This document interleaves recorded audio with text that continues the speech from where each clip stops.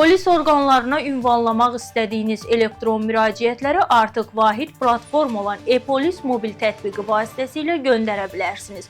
Bu barədə Daxili İşlər Nazirliyinin mətbuat xidmətindən məlumat verilib.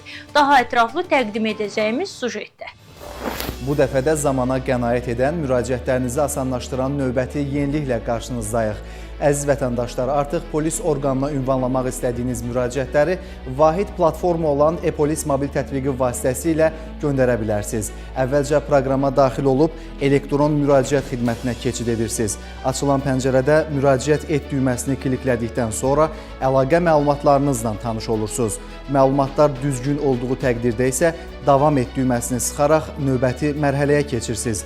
Bu zaman qarşınıza çıxan qaydalarla tanış olub davam et düyməsini klikləyirsiniz. Sonra gələn ümumi məlumatlar hissəsində müraciət edən şəxs kateqoriyasını, hara ünvanlanır, müraciətin növünü seçirsiniz. Əgər şikayət edəcəksinizsə, şikayət etdiyiniz şəxsin daxili işlər orqanının əməkdaşı və ya digər şəxs olduğunu qeyd edirsiniz.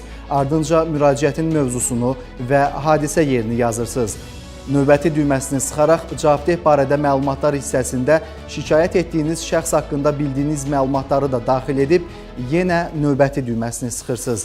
Mətin, şəkil və ya sənəd varsa onları da əlavə edərək müraciəti təsdiqləyirsiniz. Beləliklə prosedur tamamlanır və bir neçə dəqiqə ərzində müraciətinizi elektron qaydada polis orqanına göndərməklə məmnunluğunuz təmin olunur. E-polis rəqəmsallaşan xidmətlərimizin üstünlüklərindən siz də faydalanın.